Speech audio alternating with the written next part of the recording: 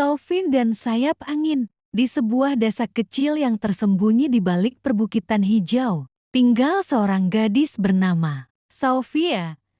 Ia dikenal dengan rambut hitam pendeknya yang selalu ditiup angin, dan mata yang penuh rasa ingin tahu. Sophie hidup sederhana bersama neneknya, yang mengajarkannya tentang tanaman obat dan cerita-cerita lama tentang roh alam. Suatu pagi, saat Sophie sedang mengumpulkan bunga liar di padang rumput, seekor burung berwarna biru safir jatuh ke dekat kakinya, sayapnya terluka. Dengan hati-hati, Sophie merawat burung itu, memberinya nama Aro.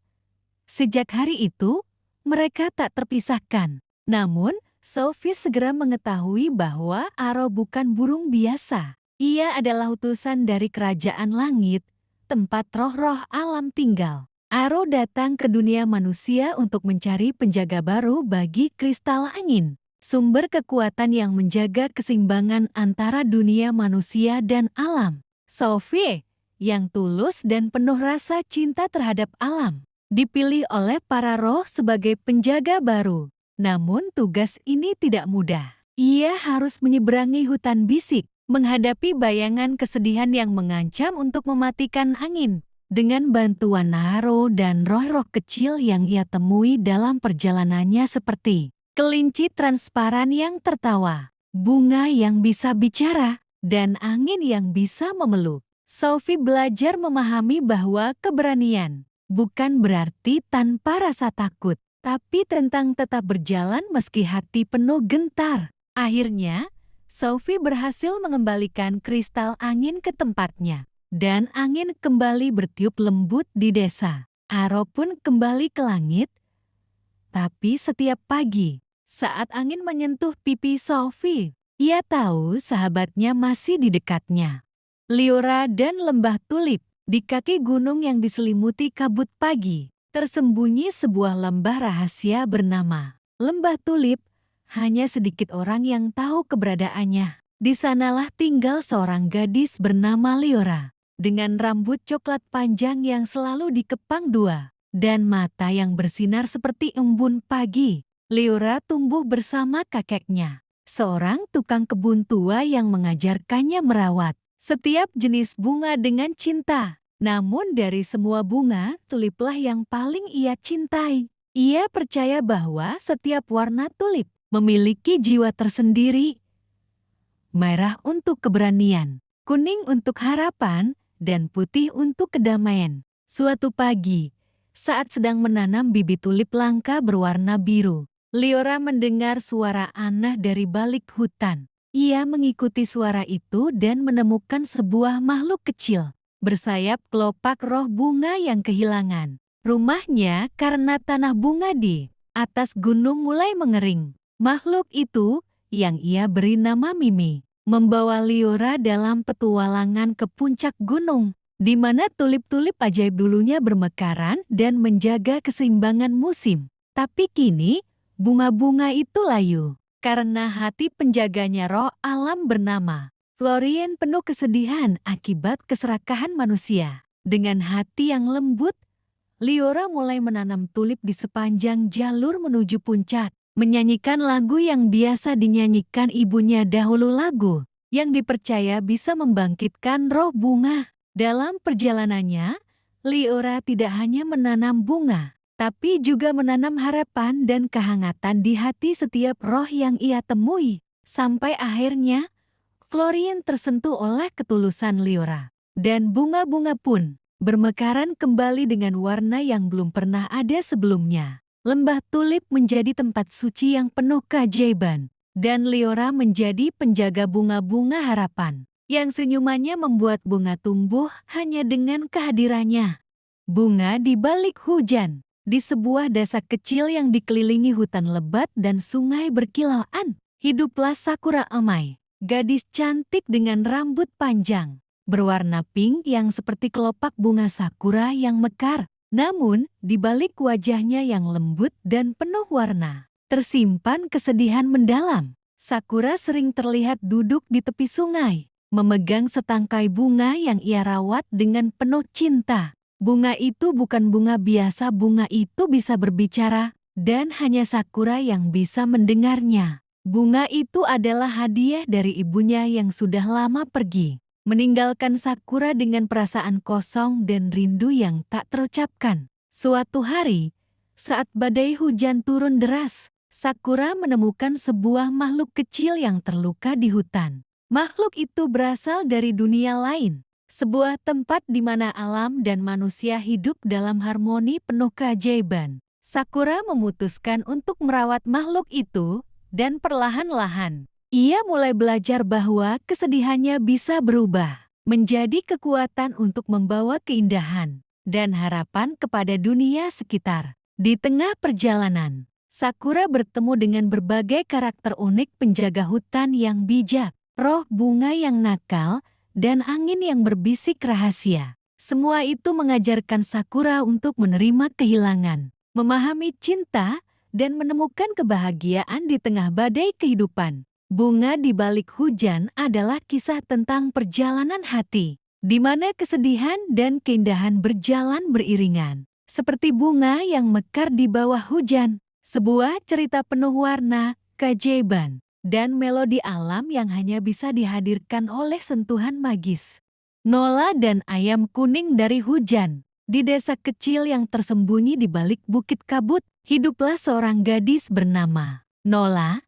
Ia dikenal dengan pita merah mudanya yang selalu menghiasi rambut gelapnya. Nola sangat menyukai hujan, baginya setiap tetes adalah lagu alam yang menenangkan. Suatu sore, saat hujan turun dengan lembut, Nola berjalan menyusuri hutan kecil sambil membawa payung putih peninggalan ibunya. Saat air mengalir di antara jari-jarinya yang kecil, ia mendengar suara pip-pip dari balik semak. Muncul seekor anak ayam kuning yang sangat aneh, bulunya mengilap meski kehujanan, dan di kepalanya tumbuh seperti mahkota kecil dari cahaya. Anak ayam itu tidak biasa. Ia bisa mengerti kata-kata dan tampaknya sedang tersesat. Namanya Kie, dan ia berasal dari kampung awan desa. Rahasia di atas langit yang hanya muncul saat hujan turun dan hati manusia bersih dari rasa takut. Nola memutuskan untuk membantu Ki pulang,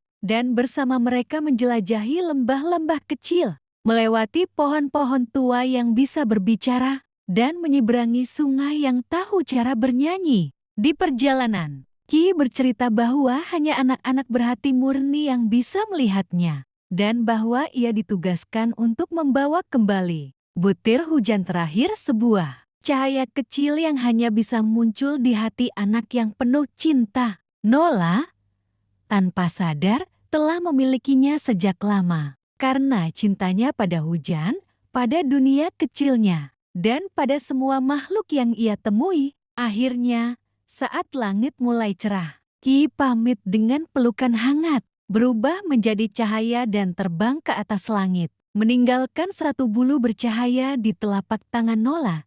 Sejak hari itu, setiap hujan turun, Nola akan melihat bayangan Ki menari di antara tetes hujan. Toko bunga milik Elara. Di sebuah kota kecil yang selalu harum oleh bunga, hiduplah seorang gadis kecil bernama Elara.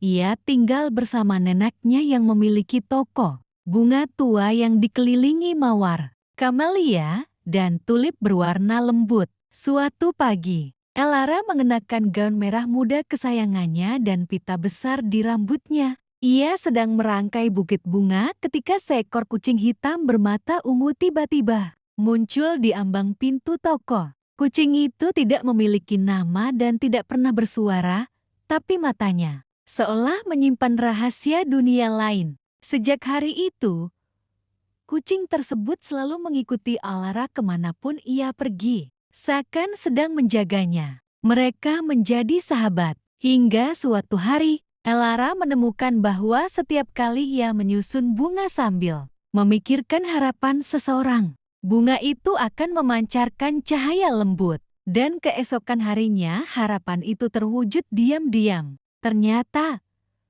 kucing hitam itu adalah penjaga bunga harapan yang sedang mencari pemilik baru, dan ia telah memilih Elara. Bersama-sama, Elara dan kucing misterius mulai menyebarkan bunga-bunga ajaib ke seluruh kota. Ada bunga untuk anak yang rindu ayahnya, bunga untuk nenek yang kesepian, dan bunga untuk gadis kecil yang takut malam. Namun, semakin banyak harapan yang Elara bantu wujudkan, semakin cepat waktu terasa berjalan. Ia tahu suatu hari kucing itu akan kembali ke dunia asalnya. Tapi Elara tidak sedih. Karena yang terpenting baginya adalah melihat senyum orang-orang yang kembali percaya bahwa harapan itu nyata. Di akhir musim semi, saat angin membawa kelopak bunga menari di udara, kucing itu perlahan memudar menjadi cahaya. Di tempatnya berdiri, hanya tertinggal sehelai pita kecil berwarna ungu yang kini selalu Elara ikat di pergelangan tangannya.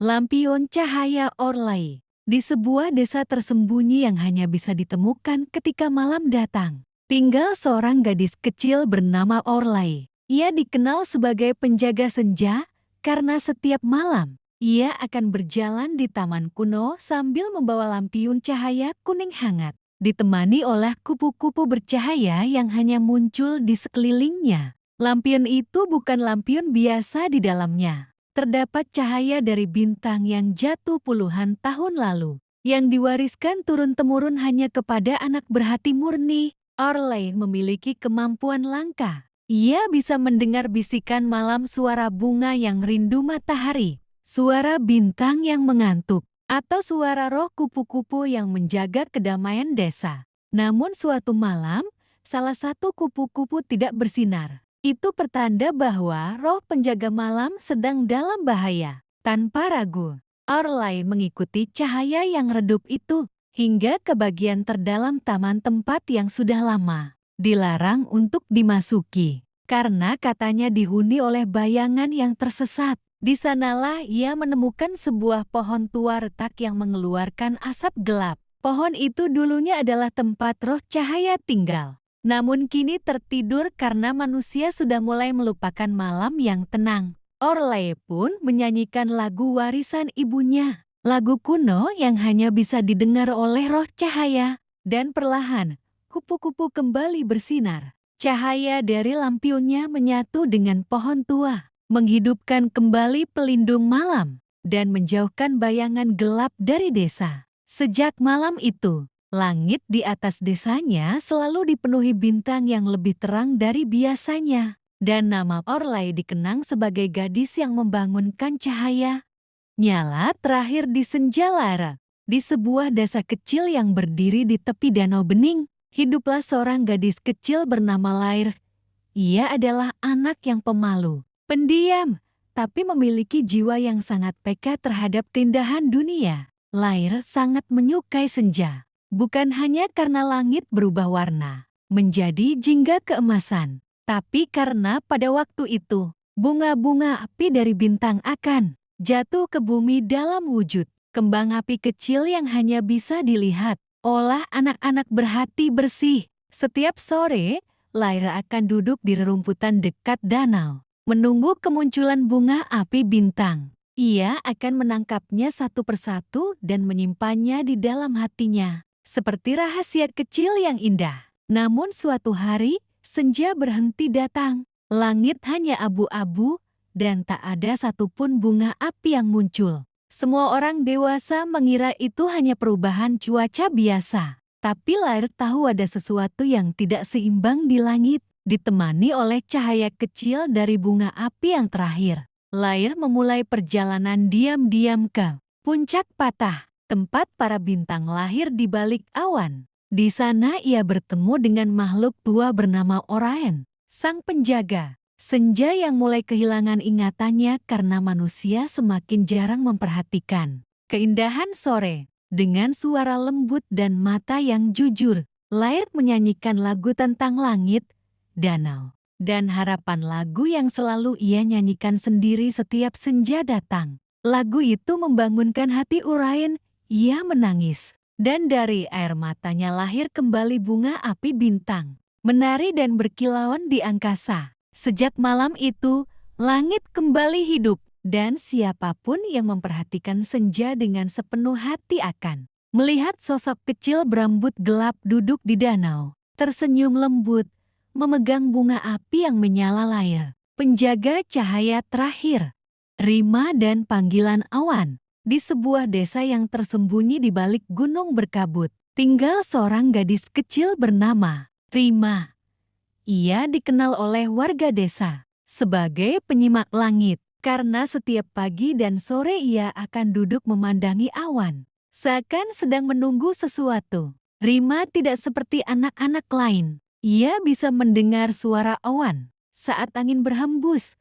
Baginya itu bukan hanya angin, tapi bisikan para awan yang menyampaikan kabar dari langit jauh. Suatu hari, saat langit berubah menjadi sangat cerah dan angin membawa aroma bunga yang belum pernah ia cium sebelumnya, Rima mengikuti bisikan yang memanggil namanya. Awan-awan di langit berkumpul dan membuka jalan ke sebuah pulau melayang. Pulau Owanari, tempat tinggal para penjaga langit yang sudah lama menghilang dari dunia manusia. Di sana, Rima bertemu Tama, seekor kelinci awan berwarna putih pucat yang bisa berbicara, dan seorang penjaga tua bernama Eno, yang menjaga semangat langit agar tetap damai. Namun, Pulau Owanari sedang kehilangan kekuatannya, karena dunia bawah mulai melupakan keindahan langit dan suara angin. Rima diminta menjadi pendengar terakhir, seseorang yang akan menghubungkan suara langit dengan hati manusia.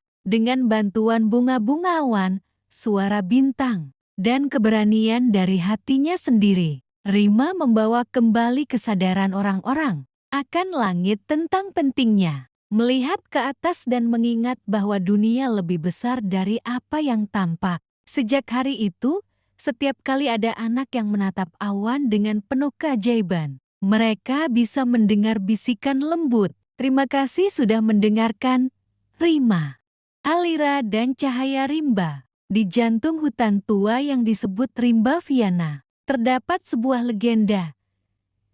Jika kau menyalakan lentera saat bulan penuh dan berdiri tanpa rasa takut di bawah pohon tertua, roh penjaga hutan akan menampakkan diri. Tidak ada yang pernah berhasil, hingga seorang anak kecil bernama Alira datang. Alira bukan gadis biasa. Ia dibesarkan oleh neneknya yang sering berbisik, "Hutan menyimpan ingatan, dengarkan, dan ia akan membalas." Sejak kecil, Alira bisa merasakan getaran lembut dari dedaunan dan memahami bahasa hewan dengan cara yang tak bisa dijelaskan. Suatu malam, mengenakan gaun putih sulaman tangan dan mahkota bunga hutan, Alira membawa lentera kecil ke tengah hutan. Ia tidak berbicara, hanya berdiri di antara pohon-pohon tinggi dengan tatapan damai dan hati terbuka. Satu persatu, cahaya lilin di tanah mulai menyala sendiri. Kabut tipis turun dari pepohonan. Lalu dari balik semak, muncul kawanan rusa dengan tanduk yang bercahaya keemasan, mengelilingi Alira tanpa rasa takut. Mereka diam, seolah menunggu sesuatu. Alira mengangkat lentera. "Aku tidak ingin apa-apa," bisiknya lembut. "Aku hanya ingin mengenal kalian." Rusa tertua yang disebut Raven, sang roh penjaga, mendekat dan menyentuhkan hidungnya ke lentera. Api dalam lentera berubah menjadi cahaya lembut yang tidak membakar cahaya ingatan hutan. Malam itu, Alira diberi sebuah anugerah, kemampuan untuk membawa pesan alam ke dunia manusia. Sejak itu, bunga tumbuh di tempat ia melangkah, dan manusia yang mendengar ceritanya mulai kembali menghormati hutan. Dan jika kau masuk ke Rimba Viana saat malam terang dan menemukan cahaya yang bergerak perlahan di antara pohon, itu adalah Alira. Si penjaga cahaya rimba masih berjalan dengan lentera kecilnya, menjaga bisikan hutan tetap hidup. Serena dan bunga waktu. Di sebuah desa yang tersembunyi di antara padang dandelion dan langit biru tak bertepi, hiduplah seorang gadis kecil bernama Serena Lun. Ia dikenal karena memiliki mata paling besar dan penuh tanya di seluruh lembah. Serena punya kebiasaan unik. Setiap pagi, ia akan mencari satu dandelion yang belum ditiup angin. dan membisikkan harapan kecil padanya. Tapi dandelion yang satu ini berbeda. Saat ia meniupnya, biji-biji putih tidak langsung terbang mereka, berputar perlahan dan bersinar keemasan. Angin seketika menjadi hangat, waktu melambat, dan langit membentuk pola spiral seperti pusaran jam. Dandelion itu adalah bunga waktu, bunga langka yang hanya tumbuh sekali dalam 100 tahun. Dan hanya mekar di hadapan anak dengan hati yang tulus dan imajinasi murni. Tiba-tiba, Serena terdorong ke dalam pusaran angin dan mendarat di dunia lain, sebuah negeri di awan, tempat waktu tidak berjalan maju, tapi melingkar. Di sana, ia bertemu Livius, seorang penjaga awan tua yang tampak seperti bayi dan berbicara dengan suara hujan. "Kau telah membangunkan bunga waktu," katanya. "Itu berarti dunia sedang berubah, dan hanya kau yang bisa menjaganya tetap seimbang." Serena kemudian diajak berkelana melintasi awan-awan berbentuk kenangan, menaiki burung-burung waktu, dan memulihkan bagian dunia yang kehilangan rasa kagum. Setiap tempat yang ia kunjungi, ia meniup satu kelopak dandelion dan mengembalikan harapan kecil yang terlupakan. Namun, waktu di dunianya sendiri terus berjalan. Ketika Serena kembali ke lembahnya, semua terasa berbeda bukan karena dunia berubah, tapi karena ia melihat semuanya dengan mata baru, lebih pelan, lebih penuh syukur, lebih terpesona. Ia terus meniup dandelion, meski sekarang hanya bunga biasa. Tapi ia tahu keajaiban tidak tinggal di dunia lain. Keajaiban tinggal di cara kita melihat dunia. Langitnya Niva, di pinggiran kota kecil bernama Eloris, di mana padang rumput menjulur sejauh mata, memandang dan langit terlihat seakan lebih dekat dari biasanya. Hiduplah seorang gadis kecil bernama Niva Solnay. Setiap hari, Niva punya kebiasaan memandang langit. Ia percaya awan-awan di langit bukan hanya uap air, tapi makhluk lembut yang datang membawa pesan dari langit ke bumi. Kadang berbentuk ikan paus, kadang seperti burung, kadang menyerupai tawa ayahnya yang sudah lama tiada. Suatu hari, saat ia sedang duduk di rumput tinggi dan memandangi langit sambil tertawa kecil, ia melihat sesuatu yang aneh. Sebuah awan bergerak, melawan arah angin dan perlahan-lahan berubah menjadi seperti dirinya sendiri. Kecil, duduk, dan tersenyum balik. "Namaku Caeli,"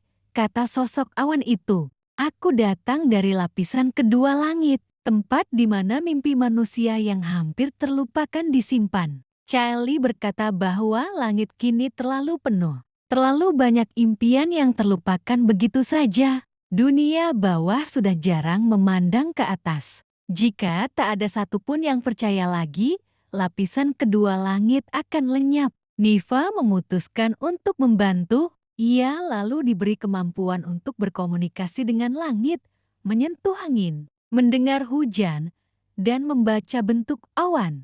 Bersama Caeli, ia berkelana menanam benih mimpi di hati anak-anak lain. Hanya dengan mengajarkan mereka memandang langit, ia menyelipkan awan-awan kecil di celah jendela rumah, menggambar langit di dinding tua sekolah, dan mengajarkan lagu yang liriknya hanya bisa diingat saat kita menatap awan dalam diam. Akhirnya, lapisan kedua langit tidak hanya selamat ia tumbuh. Awan-awan kini lebih cerah, langit lebih biru, dan senyum anak-anak mulai naik ke atas. Langit membalas dengan hujan pelangi yang jatuh hanya satu kali dalam 100 tahun. Dan saat Niva sudah tua nanti, semua orang akan tahu langit menjadi seindah. Itu karena ada seorang gadis kecil yang percaya bahwa langit juga bisa merasa. Lisandre dan Ladang bisikan. Di sebuah desa kecil yang terletak di kaki pegunungan Sirilie, terdapat ladang bunga liar yang tidak pernah layu. Tidak peduli musim apapun datang, warga desa menyebut tempat itu ladang bisikan. Karena di sana angin membawa suara-suara kecil yang hanya bisa didengar oleh hati yang murni.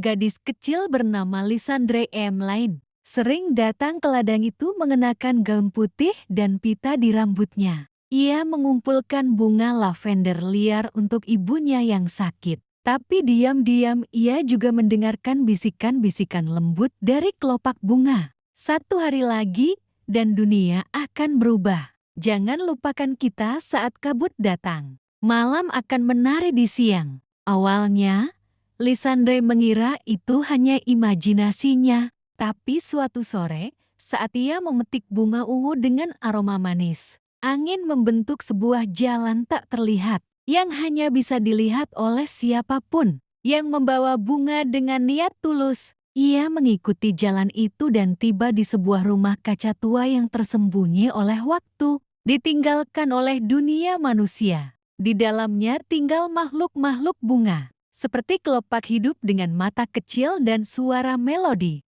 Mereka adalah spora, penjaga wangi dan warna dunia. Mereka mengatakan, ladang itu sedang sekarat perlahan karena orang-orang lupa berbicara dengan alam. Satu-satunya harapan adalah seseorang yang bisa mendengar dan menjawab bisikan mereka. Perjalanan Lisandre. Lisandre diberi tugas mengumpulkan 3 wangi terakhir, aroma yang hanya muncul dari momen tulus. Pertama, harapan yang belum diucapkan. Kedua, kenangan yang hampir terlupakan. Ketiga, mimpi yang belum berani diungkap. Dengan bantuan angin kecil bernama Cilyo, ia menjelajah desa, membantu orang-orang yang diam-diam menyimpan luka dan harapan mereka. Setiap kali Lisandre berhasil mengembalikan senyum seseorang, sekuntum bunga langka tumbuh dari langkahnya. Setelah ketiga aroma terkumpul, ladang kembali berbisik kali ini dengan suara yang seperti nyanyian.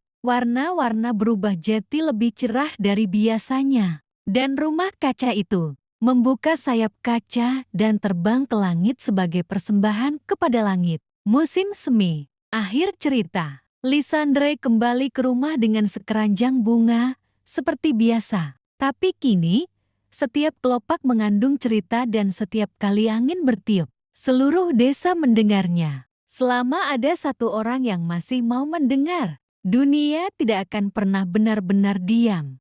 Valeria dan Padang Langit. Di sebuah desa terpencil bernama Estinel, di mana bunga liar tumbuh tanpa takut dan awan melayang, seperti domba malas di padang biru.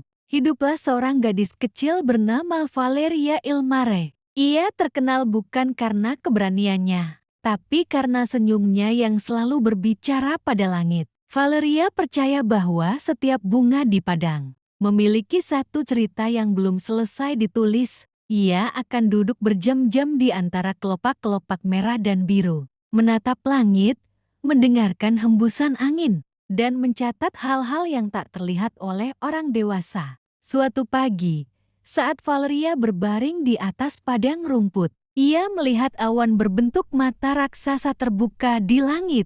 Mata itu tidak menyeramkan, justru tenang seperti seseorang yang sudah lama memperhatikan. Tak lama, bunga-bunga di sekitarnya mulai bersuara lembut, saling berbisik. Dia sudah datang, anak yang bisa membaca langit. Mata di langit itu adalah milik Oriel, roh langit terakhir, yang bersembunyi setelah manusia berhenti mempercayai bahwa langit bisa berbicara. Oriel mengatakan bahwa jika seseorang bisa mendengarkan dengan tulus, bunga-bunga dan awan akan membimbing mereka ke perpustakaan. Langit, tempat di mana cerita-cerita yang belum selesai dari dunia bawah ditulis dan dijaga oleh kupu-kupu bercahaya. Valeria pun memulai petualangannya.